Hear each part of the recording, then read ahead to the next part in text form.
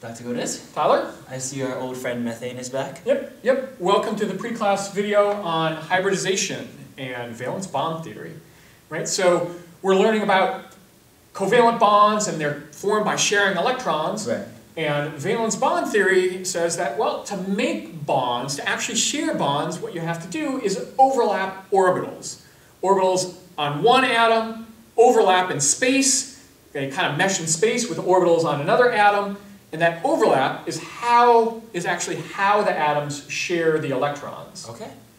Right, so if we look at methane, well, over here I have the electronic structure or the electron configuration of the valence electrons for carbon. We have two electrons in the two s orbitals, and an electron in the two p's, and one of the p orbitals is empty. Okay.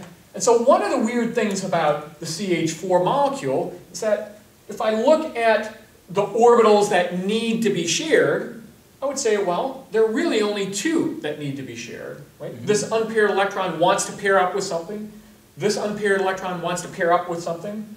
These two, they're already paired up, and that looks kind of stable. Right. So that's one of the issues that valence bond or hybridization was developed to deal with. The fact that it looks like there should only form two bonds, but it forms four. So there's something weird going on there. The other one is that we know the shape of this molecule. The shape of that molecule, tetrahedral, right? 109.5 degree angles between the carbon-hydrogen bonds.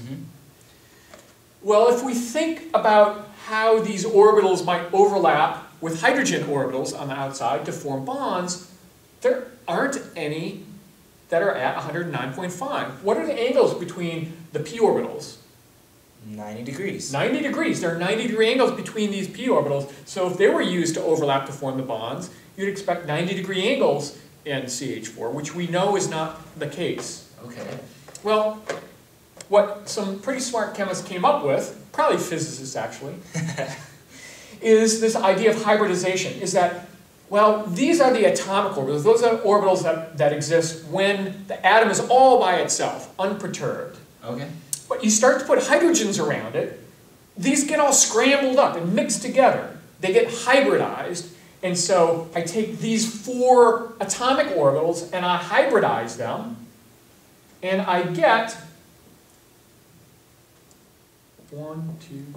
four orbitals that are exactly the same energy, right? Partway in between these two. Right.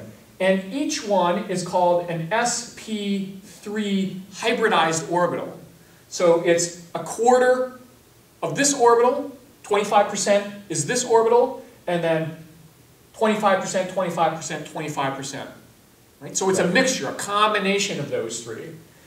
And it can be, I guess it could be 25%, 50%, 25%, 0%, or something like that. But the P's kind of add up to 75%, and the S is always 25%. Sure. Right?